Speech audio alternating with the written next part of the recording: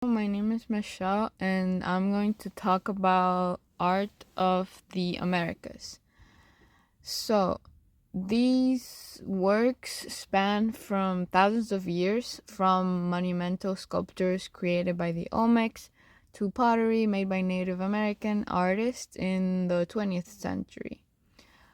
All these pieces come from different places and times, like Mexico, Peru, the American Southwest, and the Midwest, but they all have one thing in common, and that is that they reflect the beliefs, the values, and everyday lives of the people who made them. So I'm going to be not only discussing about their specific details of like how they look like, how they were made, and what materials were used, but also try to see the bigger picture and ideas that were portrayed with these works of art. So this is the colossal head from San Lorenzo in Mexico, and this monumental sculpture is part of the Olmec culture, which pretty much thrived in Mesoamerica around the year 1200 to 900 BCE.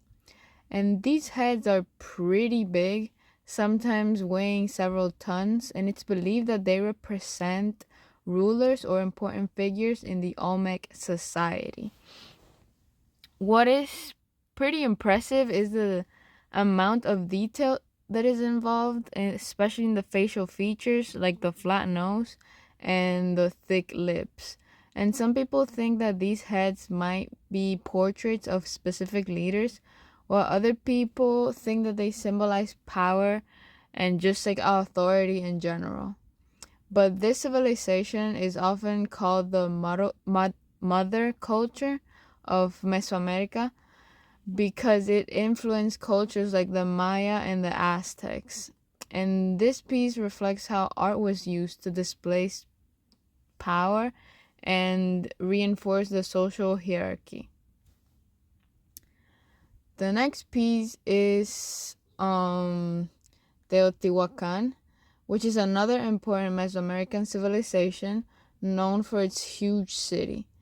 The Temple of the Feathered Serpent was a focal point to the city, and it was built around the year 200 CE.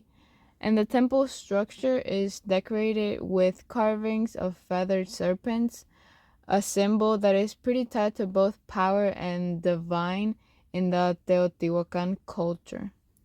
And this culture is a little bit mysterious because it isn't really known who lived there, but the city was a home for thousands of people, including traders, priests, and artisans.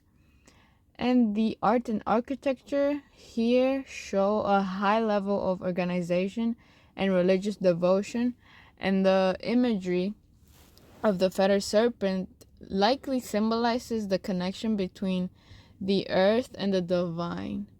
And this place was not only like a place of worship, but it was also a political center, demonstrating how religion and political power were deeply intertwined during this time. Now, let's talk a little bit about the moche culture from Peru.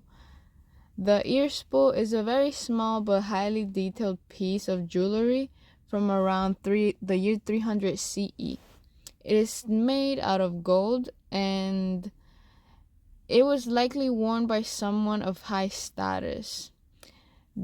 This culture was known for their very precise metalwork, and the piece was a perfect example to demonstrate their ability to combine art and social meanings.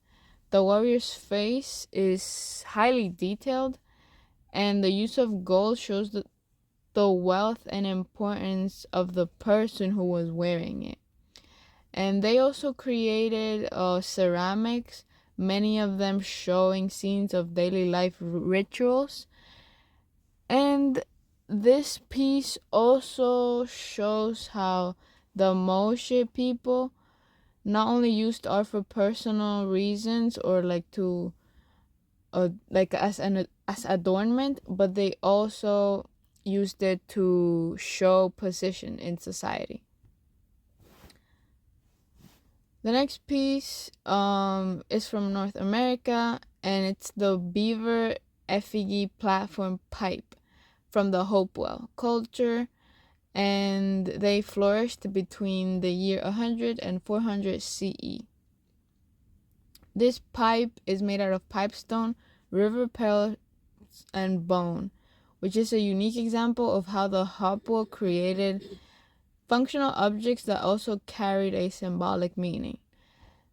The beaver shape that it has represents the animal's importance in their worldview, and this culture is also known for its burial mounds and ceremonial objects, which were often used in social and spiritual gatherings.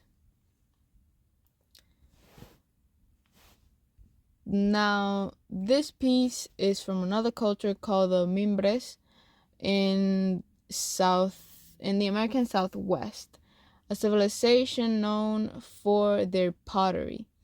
The bowl with scorpions, created between the year 1000 and 1150 CE, shows a pair of scorpions in a highly styled geometric pattern,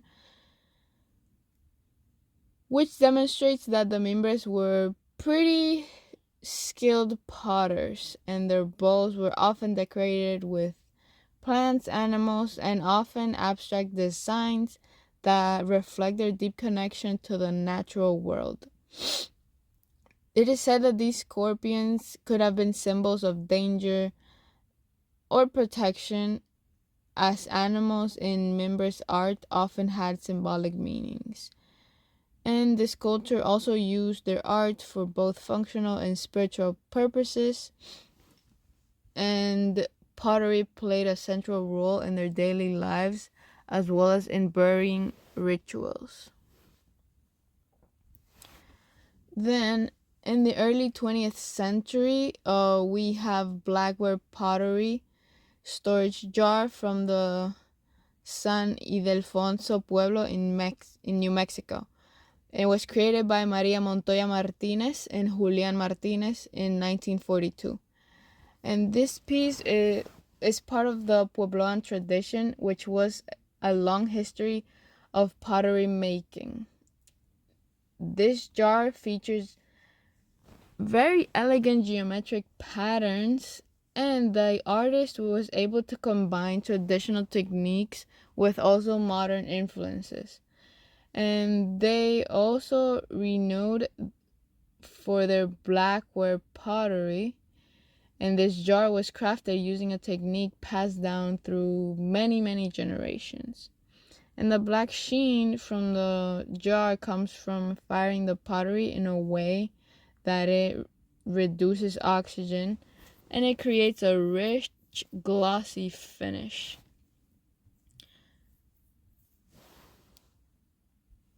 Last but not least, we have a battle scene, a hide painting from the Mandan people of North Dakota that was created between 1797 and the 1800s.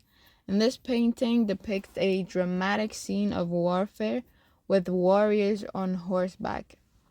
And it's not just a historical record, but it is also a way of telling a story about bravery, honor, and the struggles of life in general. The Mandan people used hide as a canvas for their art, and these paintings were often created to record important events, battles, or ceremonies. The battle scene is a great example of how Native American art was deeply tied to daily life, storytelling, and survival, and it is also a reflection of the changes brought by European contact as the horse was introduced to Native American cultures around the 1600s, which dramatically altered the way that they lived and fought. So, as we can see, these works of art, despite coming from different times and cultures, they all share a common thread, which is that they reflect values, beliefs, and struggles of the people who created them. From the powerful symbols in the Olmec sculpture to everyday items in the Hopewell and Mimbres art, and the rich traditions carried on by Native American artists in the 20th century, we can see how art has always been a means of connecting individuals to their history, their identity, and their society.